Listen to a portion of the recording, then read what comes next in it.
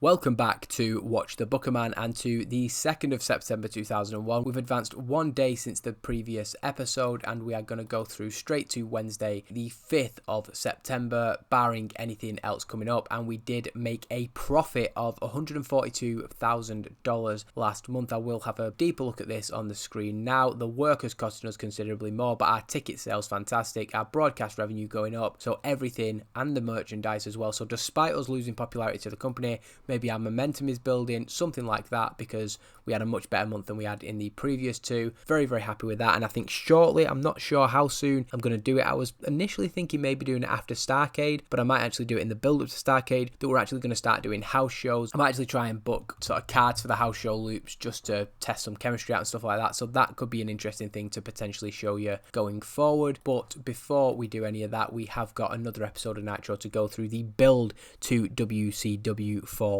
Brawl. Now, I did think about doing all of September as one video, but then I realized there's just so much happening in this month, there's big shows and big moments, that I do think that we still need to stick to one, maybe two episodes of Nitro per show. But I am thinking that in future we could do maybe October or November as one video for the full month. Now, interesting, I didn't realise Ken Shamrock was back quite so soon, so I don't just want to sign him and force him into something. Maybe we'll give him the chance to get his skills and his ring sharpness back with working with other promotions, and then we can bring him in. But that is a massive name who is now available to us. He's obviously not debuting on this week's show, but do I rewrite plans? Because Ken Shamrock obviously is going to be a part of the save. He's one of the biggest names we can bring in. Johnny Swinger, Brian Christopher, some interesting names being offered contracts by the WWA. What kind of contracts are they offering as well? So it's handshake agreement. So if there is anybody, namely Johnny Swinger, for example, who we do want to bring in down the line. Stevie Ray I've thought about as a B-show commentator. I don't really have to worry about anything like that. It's not now that Rey Mysterio's back, is it? This save is just going so quickly. I'm booking it a lot quicker than I expected. No, so it's October for Rey Mysterio. But is there anybody else who is back available now who we are interested in signing? So, yeah, not quite anybody else who I'd be looking to bring in, but Ken Shamrock, how would you like to see him brought in? I've seen some brilliant suggestions for him. I've seen, I think, a big Van Vader feud, and of course you can see him as a world heavyweight champion contender right out the back just because he has that legitimacy. And I think he's one of them who you always thought when you watched him in the WWF, WWE, despite his obvious limitations, there was so much potential with that character. He was so intense, so believable, and I think just a fantastic character that you could potentially do so much with. Yeah, do I just sign him and wait a little bit? A lot of companies are interested in him. What? What does that mean? Why would his contract not have started straight away? Does the M-Pro Tour not start just yet? Michinoku Pro schedule. I hope I've not screwed myself out of getting Ken Shamrock here. So it starts on September the 11th. So is it then that his contract will start? Well, that's made the decision about whether I get him straight away. Have I just fumbled the signing there? It is what it is. Ken Shamrock will be part of this save eventually because a touring contract with M-Pro isn't going to ruin his career with us. We will go to, I think, the Southwest. I think our first episode of Nitro, the second episode of Nitro was from the Southwest. So we'll do pick the best option. The booking team meeting, I'm going to go for the tried and tested. We've got two creative finishes that are likely to succeed, actually. So there's no point in adding a third, I don't think. Actually, I'm going to try and get a character idea. Big gamble, discard, forget it. And then another character idea, likely to succeed. So I'm going to immediately apply that to Buff Bagwell because obviously his character is going to change quite soon. And then we'll do a storyline idea. Perfect. I might even stick that on Buff's storyline. I just want to give him everything we possibly can, and then I'll go for an angle idea likely to succeed. So apart from that one not so good one, I'm quite happy with that. Jimmy Hart and Arn Anderson, warms your heart to see the guys getting along. Well, Brian, does he want to be used or just hang out? Well, I do technically want to bring him in at some point, so yeah, that's absolutely no problem. You should have brought Clark with you as well. Guys arguing in the back. Jimmy Hart and Juventud, that's nice to see. Johnny the Bull lifting the locker room. Yeah, so Charles Robinson's not doing that well as the moral officer, is he? That's a big thing. And so let's see what Dustin's brought to us to start with. How do I do that? Storyline and then a safe bet. So do I just apply that now? And then it's the next time shoot? Yeah, why not? We'll deploy that creative fight. Oh, so we've got to wait 30 days and it applies in less than 30 days. So yeah, that's okay. Then we'll go to Buff, Bagwell and creative idea, and then we'll go for the one that is likely to succeed, and it was a success. He's still annoyed but now has warm momentum, so that's good. That's probably more important than his morale to me. I want an angry Buff Bagwell. That is what this company needs, and yeah, that's what we've got essentially, isn't it? We've got quite a few next big things now. That's cool to see. It was only one when we started, wasn't it? And Steve Corino in the hot prospects amongst another few signings. So yeah, everything going pretty well, I'd say. Buff making the top 5 of the talk. So he really is a valuable member of the roster. The Who's Hot hasn't changed, to be fair, but we have nobody in Who's Not. So very, very happy with that. What other creative ideas did we get then? I don't really know how to work this bloody game, do I? I've been playing it for long enough now that I should be doing a little bit better than this, I'd say. So we've got an angle there. I'm just going to actually delete the ones that have got gamble on them, because if we've got an angle idea that's likely to succeed, I'm not going to use that one, to be fair. Creative finish, bit of a gamble. We don't need it when we've got 2 likely to succeed creative finishes. We'll definitely be using that down the line, and we'll definitely be using that. In fact, I'll look at what storyline could need a boost here, to be fair. I don't think we can do it on that one because it's not got a rating somehow. Clash of Champions, do we just put it on the world title one and hope that we can help that out? That's a little cold. I might save it for another episode, actually.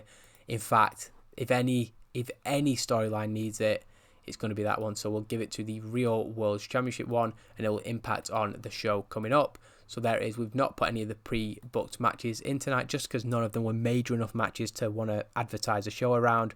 But there we are.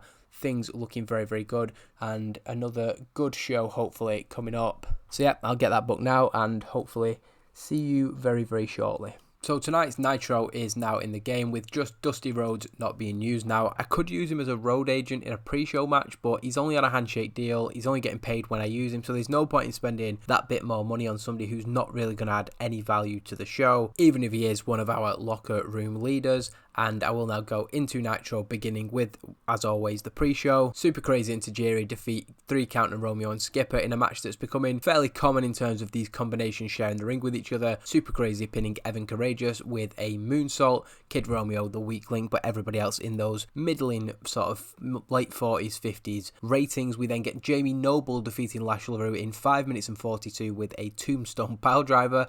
Thinking about taking him out of the Cruiserweight division.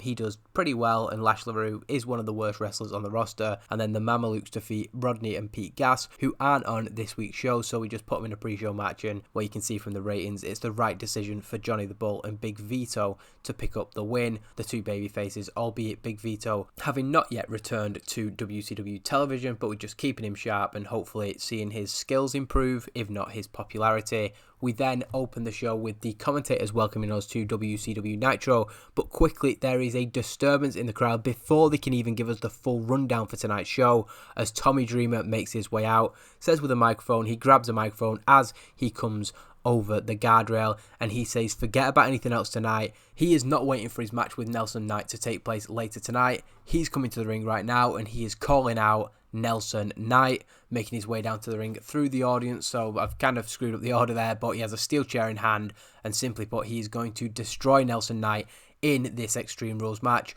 right here, right now. And then once he's put Nelson Knight down, he wants a face-to-face with Jerry the King Lawler. So he doesn't do too well, and it's not the best way to start Nitro, but in terms of the energy that I think it would create to go straight into this opening match, which is a pretty decent rating, Nelson Knight's in-ring debut, of course, so not too bad at all there. And the idea is just that Tommy Dreamer swinging his chair at Nelson Knight, and it takes a very, very long time. Initially the shots are just having no effect on him, then he does start to break him down. Nelson getting the heat, of course, of just, it can be Tommy trying 5 or 6 different shots, and then Nelson Knight can just bat him away. We're putting him over as this unstoppable monster. But as Tommy seems to be getting somewhere and sets up for a DDT, he finally manages to bend Sir Nelson Knight over and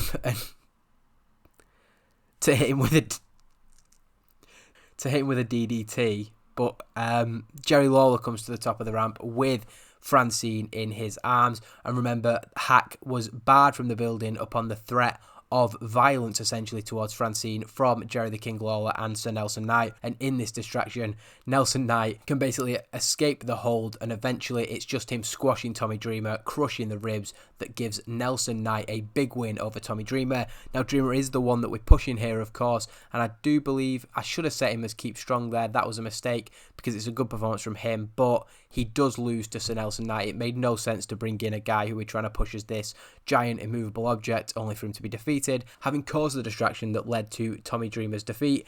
Jerry Lawler comes down to the ring as Sir Nelson Knight continues to lay shots into Tommy Dreamer, who is basically ribs cracked, completely out of it. With Hack nowhere in the building, Francine is forced to watch as the attack continues. Jarrett then lays shots into the skull of Tommy Dreamer, telling him that he made the wrong decision in coming to WCW. Lawler says that he won't stop until all the extremely crappy wrestlers that have been infesting this place are gone. He then tells Nelson Knight to toss Francine on top of Dreamer, saying they're done with her, they've had their fun. But Lawler has a challenge for Tommy Dreamer. He wanted to go face to face and make a challenge to the King, but at Fall Brawl, Jerry Lawler is more than happy to fight Dreamer. In fact, he's willing to do it under Dreamer's extreme rules, but that may be the last time, because when he beats Tommy Dreamer, he will say goodbye to his extreme ways and become the official jester of the King's Court. So Tommy Dreamer getting what he wants there, but it could be the ultimate humiliation if he is defeated. Hack then makes his way out through the crowd, but Lawler and Knight are long gone. He checks on Dreamer and the frightened Francine in the ring. He's of course pissed off and fired up, and the question is Dreamer willing to give up his potential future of becoming the jester to the King's Court for the chance to get his hands on Jerry the King Lawler?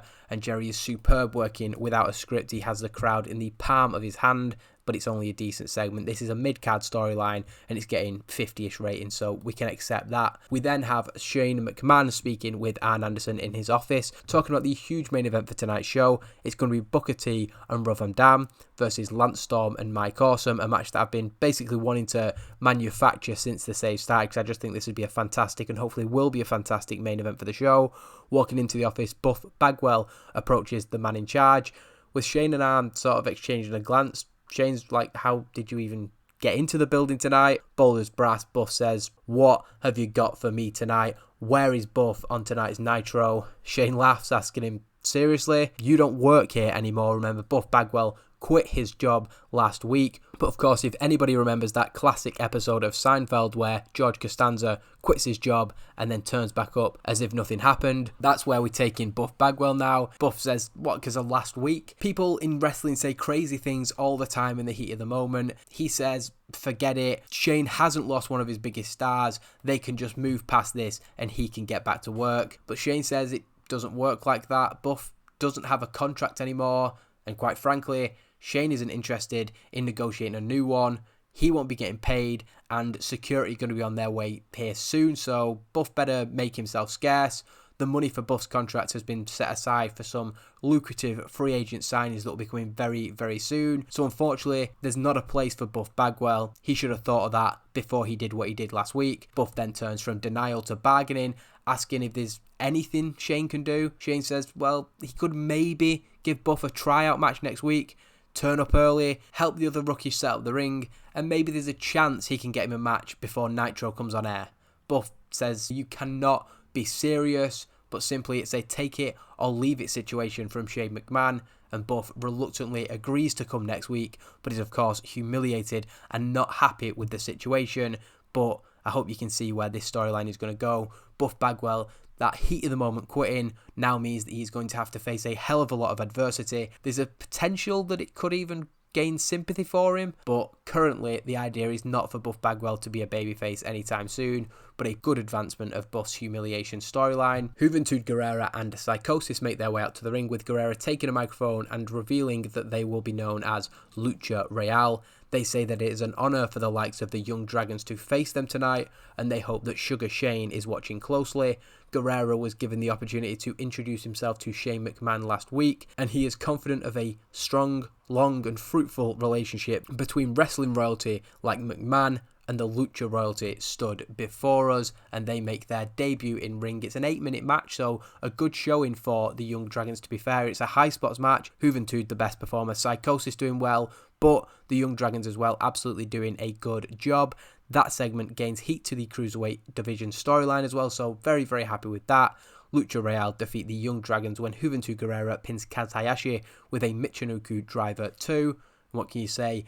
a good spotlight for Lucha Real. And given how I've used the Young Dragons so far, it's pretty good to at least see them on the show, even if it is in defeat. Psicosis and Juventud then decide they aren't done sending the message to their opponents, seemingly annoyed at the resistance shown by the Young Dragons in the match. They were a little cocky, confident coming into the match, expecting maybe to get the match done in a few minutes. It took them 8 minutes and obviously a lot of great spots and high-flying action throughout the 8 minutes. However, as they look set to lay into them, Sugar Shane runs down to confront them. He tells them to back off, and despite him being outnumbered, Juventud and Psicosis do decide to leave the ring, Juventud leading Psicosis up the ramp. Guerrera maintains eye contact with Sugar Shane as they head up the ramp and makes it clear that he is coming for the Cruiserweight Championship, but he doesn't necessarily feel that right now is the time that he needs to do that. We then go into a backstage segment where Diamond Dallas Page and Johnny the Bull approach Dustin Rhodes, offering him assistance at ringside tonight. They know that his opponent is going to have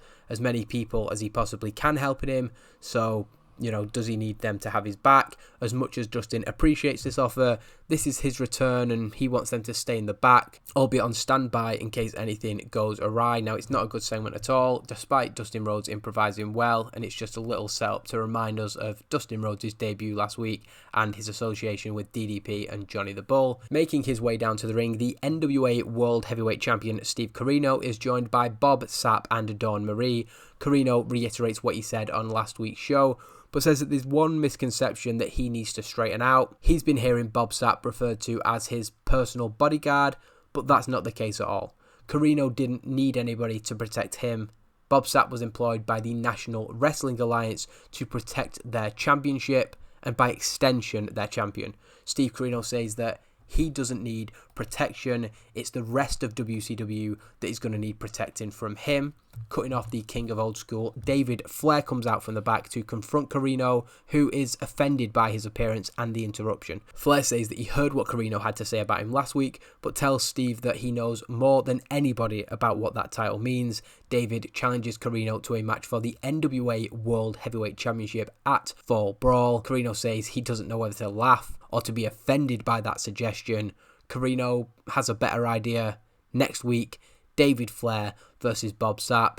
In fact, if you can beat Bob Sapp next week, maybe I'll think about giving you a title shot. And quite frankly, he could do with some entertainment on this show. Flair says that he fought Big Van Vader and he did not back down. There is no way that he is afraid of Bob Sapp. Flair then tries to go face to face with Sapp, but is brushed off by Corino and co, who leave up the ramp, and it'll be David Flair versus Bob Sapp on next week's episode of WCW Nitro.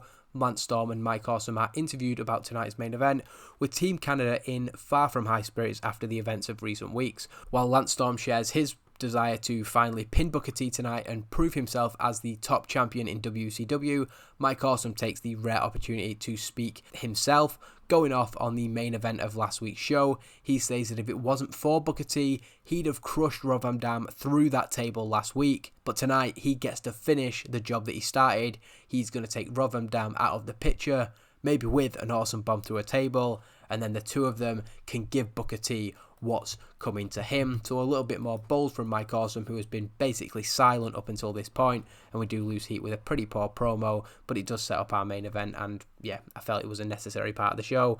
We get a 6-minute match next, which may feel a little bit long, but I did want to give some showcase, some heat to Reno. Dustin Rhodes defeats him, however, in 6 minutes and 21 with a lifting reverse DDT. It's not a good match at all. It's a match designed to tell a story, the story being a lot of interference. Sanders, Stasiak and Jindrak all come out to attack Rhodes, but DDP and Johnny the Bull can even the odds enough to ensure that Dustin Rhodes gets the win. It's an absolutely terrible performance from Reno, not helped of course by them not clicking. Dustin Rhodes does okay.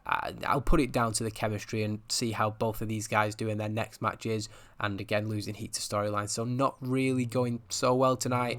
I'm really banking on this big main event. Having been thwarted despite their numerical advantage, Mike Sanders, Reno and the Peaks of Perfection back up the ramp, furious that yet another plan has backfired. Diamond Dallas Page, Dustin Rhodes and Johnny the Bull stand tall, with the commentators pointing out that despite being outnumbered, the men in the ring had ensured a successful return to a WCW ring for Dustin Rhodes. We then return from the break to a promo from Hack and Tommy Dreamer. They have been reunited with Francine, but they are no less fired up. Tommy Dreamer accepts the challenge of Jerry the King Lawler and tells him that he will pay with a steel chair shot for every day that Francine spent by his side, and he doesn't promise he'll stop when Jerry's cold, lifeless body is laid out on the floor. Dreamer may have a cracked rib or two from that 600-pound piece of crap crushing him earlier tonight, but nothing is going to stop him getting his hands on Jerry Lawler. Hack says that for a greater good, he had to watch Nelson Knight do the bidding of the King tonight, and he can't wait to see him if he decides to come out there and get involved at Fall Brawl. The second Knight shows his face in that arena, he is going to end him. Dreamer says that if Jerry is looking for a court jester, he simply needs to look in the mirror. They're going to wipe that smug look off his face at Fall Brawl, one chair shot at a time. So again, I feel like I write pretty corny promos for these two, but I do leave it unscripted so that we at least get the edge that they naturally have, and I'm just sort of putting across the general message rather than actually trying to write promos for these guys. We then get we get an interview, which back-to-back promos like that, designed to promote tonight's main event, where we'll see the first time ever tag team of Booker T and Rob Van Dam, two really cool, popular characters, against Lance Storm and Mike Awesome, who have essentially been positioned as the top heels in recent weeks. The two men are fired up and looking forward to working together, but they don't underestimate the challenge ahead of them. RVD says that he's cool to wait another couple of weeks to pin Lance Storm for the title when it matters at Fall Brawl. So tonight the aim is for Booker T to get the job done in finally shutting Lance Storm up. Booker T adds that after RVD beats Lance Storm at Fall Brawl, maybe the two of them could compete to see who truly is the best champion in WCW, so teasing a potential dream match there, albeit Rob Van Dam not doing a particularly good job, Booker T getting a green note, as did Rob Van Dam to be fair, but losing heat to storylines. I probably won't say that again until, I'll mention when I gain heat to storylines rather than mentioning this every time. Kurt Hennig and Big Van Vader then have that ceremonial teaming match where they are essentially bringing together the fact that they are clients of Jimmy Hart. This is set to be a one-off team between them, and it's Crowbar and Jet who have been sent out there by their mentor Kanyon. This is about teaching them a lesson to veterans, and it's a really poor match despite decent performances from everybody involved, particularly Kurt Hennig, but everybody's doing much better than the 34, so I'm not entirely sure. I'm assuming it may be low storyline heat that's hurting us here. The negative impact of the road agent notes as well. What did I set? So it was a dominate match to be fair, so yeah, possibly just, maybe the two veterans not moving as fluidly as they used to, or something like that. Kurt Hennig and Big Van Vader have their arm raised by Jimmy Hart. Now at ringside, of course, Kanyon was trying to encourage his two protégés, but maybe not necessarily giving them the most positive reinforcement. Hennig shakes hands with his manager and leaves the ring, so there's a mutual respect between Vader and Kurt Hennig, but it's no more than that. In the ring, Kanyon approaches Jet, who suffered the pinfall. That's not the case, actually. I meant to change that text, and we'll change it here. Kanyon approaches Crowbar. No, did Jet? I can't remember who I said took the fall in the match, but Kanyon, so we'll stick with it being Kanyon approaching Jet, who suffered the pinfall, shaking his head. He then looks to Crowbar and asks, is this good enough? And Crowbar isn't willing to throw his friend under the bus, so Kanyon tells Crowbar that he's going to teach him a lesson next week in the middle of this ring. So it's going to be Kanyon and Crowbar, not Kanyon and Jet like I've written there. I didn't change that in my notes, but then forgot to change it in the in-game commentary, so yeah, let me off basically. Billy Kidman is interviewed in the back, asked about what is next for him following his rivalry with Kanyon. He was defeated but got the last laugh, so to speak. Billy begins to say that his goal was always to compete for the United States Championship, and he'll have a keen eye on Rob Van Dam versus Lance Storm at Fall Brawl. He's still waiting for that dream match with Rob Van Dam, and if the United States title can be on the line too, then that's just a bonus. Interrupting the interview, Chavo Guerrero confronts Billy Kidman and reminds him that he followed his lead in putting his place in the Cruiserweight division on the line, and quite simply he wants to know where that's got the two of them. Kidman says that he's looking forward, not to any regrets or mistakes in the past, and he puts over Sugar Shane as the man leading this new generation in the Cruiserweight division. Chavo shakes his head. He says that neither of them can compete for the Cruiserweight Championship anymore, but he guarantees that if there's a queue for the United States Championship, then he's going to be in it long before Billy Kidman is. So really a pointless segment between two people not being used. I'm going to be honest, it feels a bit of a forced way to start a rivalry. The only thing they have in common is that they both did that stipulation of if they lost to Sugar Shane, they'd leave the Cruiserweight division, which has sort of widely been considered a poor decision, also by myself. Yeah, I'm just sticking sticking the two guys who I have nothing for in a feud with each other, and hopefully we can find some TV time for them. Mike Sanders, Reno, Matt Jindrak and Shawn Stasiak are shown to be in a terrible mood in the back, basically because they're absolutely pants at their job. They're not very good at this whole stable taking over thing, roundly analysing what went wrong for them when they are interrupted or they cross paths with the natural born thrillers Chuck Palumbo and Sean O'Hare. Of course, all 6 of these men were natural born thrillers at one point, but it is those 2 who carry that name, and they're kind of asking, what the hell happened to you guys? You used to be cool. We used to all be on the same level, and looking at the tag team titles, that's certainly not the case. Sanders retorts that we can't all get by on kissing the boss's ass, and he wants them to watch their mouths. There are 4 of us and 2 of you. Chuck and Sean say, well, that numbers game hasn't quite been working out for them recently, and they carry on laughing off the claim. The 4 men are still furious about how their night has gone, and it's just undermining them further again. We like to humiliate our obnoxious heels when and where we can, and to be fair, they've not done anything about the blatant disrespect from the tag team champions. Shown in a room where he's watching back footage from the week since WCW's return, particularly moments of him being attacked by Dreamer and Hack and the fans cheering it and being in a celebratory mood for these extreme outsiders breaking into the company. And he's sort of slowly rocking back and forth. We're getting across that this man is slowly losing it, and it's a bad segment to be fair, but Hugh Morrus says that there is really no sense in any of this, so all there is left to do is laugh. He then laughs maniacally and turns to the camera, adding, there is no sun without shadow, and it is essential to know the night. So from what I've seen from Hugh Morrus, he was always really cringy, and I'm hoping that just by putting him out here and leaning into that essentially makes him annoying and makes the heel turn hints basically grow by the week to the point where we're going to despise this guy and he's going to be an extremely effective heel. We've got quite a few guys on that roster who my disdain for really fits into the fact that they're going to be effective heels. At this point, the laughter stops and Hugh Morrus goes back to watching the footage on loop. As he watches intensely, there is a knock on the door, and when it opens, Hugh's dark little edgy scene is illuminated by the light, so really sort of pulling the rug under the mystique that he's trying to create, with Lash LaRue saying, Hugh, your match is next, you need to go to the ring, and Hugh's a little bit disgruntled that his attempt to be all broody and quote some philosophy has basically ended in Lash LaRue coming in and telling him to do his job.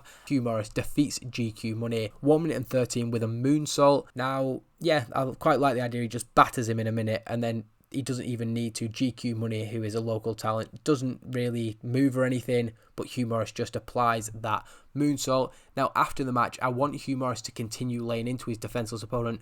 In my head now, I quite like the idea of him just keep going doing moonsaults and just kind of, not quite, but Sabu jumping through tables after matches and stuff. I kind of feel like just the complete unnecessary absurdness of this would kind of fit, but either way, he's making sure that the punishment continues on GQ Money and the referee is unable to calm him down. So he's really being presented as a heel here, but it's not quite a turn because he's not done anything to anybody we have any babyface sympathy for. Running out from the back, Lash LaRue does try to reason with the laughing man, but fails and eventually has to drag him away from the man in the ring who he is beating down. Hugh Morrus is not happy with this and shoves Lash hard with both hands this time, so another step up from the sort of light shoving from last week. Lash LaRue falls to the ground as Hugh storms off once more, the fractions growing between the two former friends, all because of basically the adulation that the Extreme Outsiders have got for what they did to, well, Hugh obviously thought he was a more beloved character than he is. Shane is then, Sugar Shane that is interviewed in the back, asked about his recent interactions with the self-proclaimed Lucha royalty that is Juventud Guerrera and Psicosis. Lucha Real impressed Shane earlier tonight, and to him it's pretty simple. He doesn't want to overcomplicate this. They don't have to get into some personal rivalry. How about the two of them follow up their impressive performance from tonight by facing Sugar Shane and a hand-picked opponent? They want to talk about their history and their past, while Sugar Shane is going to bring somebody who can help look towards the future of the Cruiserweight division, and I'd be interested to hear who people think that might be, who will be teamed with Sugar Shane against the Lucha royalty next week. Chuck Palumbo and Sean O'Hare then continue their path from earlier as they come down to the ring and cut a promo, and he's asking the fans what they think of their reign as the World Tag Team Champions, and my question is, what do people viewing the videos think of their reign as World Tag Team Champions and the, I'd say, lackluster job that I've done so far of rebuilding the tag team division? The Natural Born Thrillers admit that they've enjoyed smashing through a new team every single week, and Shane McMahon has managed to put teams in front of them, but let's be honest, Rodney, Pete Gas, it's not who they had in mind when they talked about facing all-comers and all-champions. We've seen Hennig and Vader tonight, and maybe Crowbar and Jet can come into their own if they stop listening to Kanyon. Those are teams that are maybe there in the future, and perhaps there's a suggestion they could mix it up with those cruiserweight tag teams like Juventud and Psicosis and Sugar Shane and whoever he is bringing. But I think the fans get the point that they're not quite happy with how their reign's going so far. While all that's bubbling under, they want some ready-made, out-of-the-box tag team competition, so they're opening it up. You can be a former WCW World Tag Team Champion, you can be a former WWF World Tag Team Champion, you can be a current NWA Champion and come into this company apparently, so how about that? They don't care, as long as they are facing the toughest teams in the world week in and week out, and they hear that Buff Bagwell money is available, so perhaps he can put some of that to good use and bring them a tag team worthy. So Shane has had a good relationship with these two, but obviously since Rodney and Gas have come in, there's been a little bit of tension, and we're just putting across that Chuck and Sean aren't really happy. There's a little bit of disgruntlement from them, there's a little bit of disgruntlement from me, probably a bit of disgruntlement from the viewers with how the tag team division is going, and we sort of also just let them reference a few different things that are going on. So Vader and Hennig, Juventud and Psicosis, and also even getting a jab in at Bagwell and Kanyon. So I think that's kind of giving them a little position of not being above the show, but a bit of meta commentary on what's going on, while they don't necessarily have a direct rival to deal with. Elsewhere in the back, Hugh Morrus is seen storming around the back, and the cameras are trying to catch up with him essentially, and Lash LaRue is trying to reason with him. Despite being pushed down, he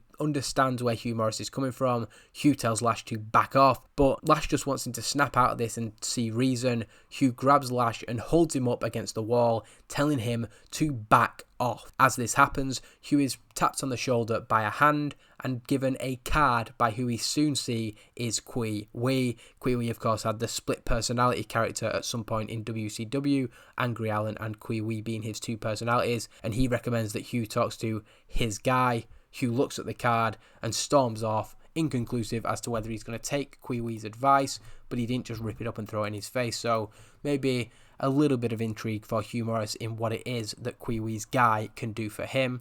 We then go into a good main event. That's disappointing though. A wild brawl needed the crowd who were buzzing, so the fact the rest of the show was absolutely crap has cost us there. You may notice Mike Awesome pins Booker T in the middle of the ring. The first time that Booker T has been pinned since WCW came back, and it's by somebody who, to be fair, despite being booked strongly in terms of angles and his position on the card, his win-loss record isn't that good, and after he's lost to Rovan Dam last week, I wanted to just give him a bit of a reset and a bit of a big win here. It is a fairly convoluted finish though. The match breaks down. Rovan Dam and Mike Awesome are brawling on the outside, but it is Booker T and Mike Awesome who are the legal men. In the confusion, Lance Storm grabs the United States Championship and looks to hit Booker T with a belt, but the referee stops him and grabs it. As he's taking the belt back to the outside, he's caught up in the brawl between Mike Awesome and Rovan Dam, telling Mike Awesome to get back in the ring. So it's all about the fact that the referee is being asked to do two jobs at once here, and in that time, Lance Storm can get the World Heavyweight Championship and clocks Booker T with it. The referee then turns back into the ring, but Lance Storm is not the legal man, so he appears to have a pin on Booker T, but he's not the legal man. Lance rolls out of the ring, helps Mike Awesome deal with Rovan Dam, and orders that he tags Lance back in and lets him get the pinfall after all. But Mike Awesome looks at him for a second, looks to Booker T, picks the World Heavyweight Champion up, hits him with an awesome bomb, and pins him for the 1-2-3. So very, very much protecting Booker T, it has to be said. I didn't put keep strong in the note, which I should have done, but it is a tainted finish because Booker T does get clocked with the World Heavyweight Championship and then hit with an awesome bomb. So very much a unclean finish, but to me still probably surprising that Mike Awesome does get the victory. And it was a wild brawl, which I probably could have just done steal the show and got maybe upwards of an 80, but I guess the way that I booked it was a wild brawl, so I don't just want to use unrealistic match aims and then describe something totally different to you. That just seems like playing for ratings rather than actually booking things as they are. But it was unfortunately poorly placed because the rest of the show wasn't particularly good, with Booker T down following the shot with a big gold belt, of course, and then the awesome bomb. Lance Storm and Mike Awesome have a bit of exchanged words, but then Lance sort of realises sure he could have a go at Mike for not following his orders, but remember what's happening at Fall Brawl. They have the opportunity now to add insult to injury on Rovan Dam, so he decides to put that aside for a minute. Awesome helps Lance. What does it mean, helps Lance back to his feet? I don't know what I've written here, but basically they're going to attack Rob Van Dam and roll him back into the ring. But Shane McMahon comes to the top of the ramp and tells them to stop. He's got a couple of things that they're going to want to hear before they do anything else. So Mike just tosses Rob back to the outside and they're saying to spit it out. And Shane McMahon wants to make sure that in all this, we don't lose what has just happened. He doesn't like how they did it. But Mike Awesome has just become the first man to pin Booker T since November 2000.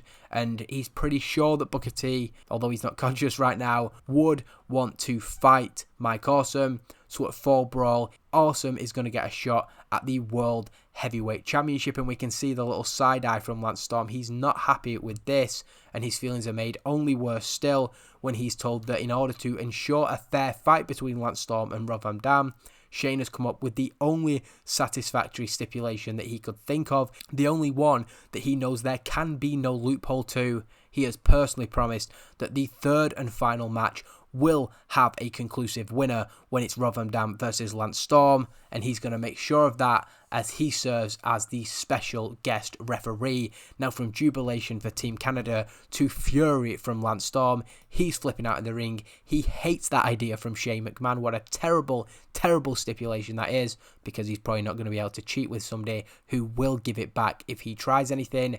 But we can sort of see Mike Awesome stood a little bit back from Lance Storm. He's kind of enjoying the post-victory glow and the fact that he, before Lance Storm, will get the opportunity to become the WCW World Heavyweight Champion. Gonna get our second warning.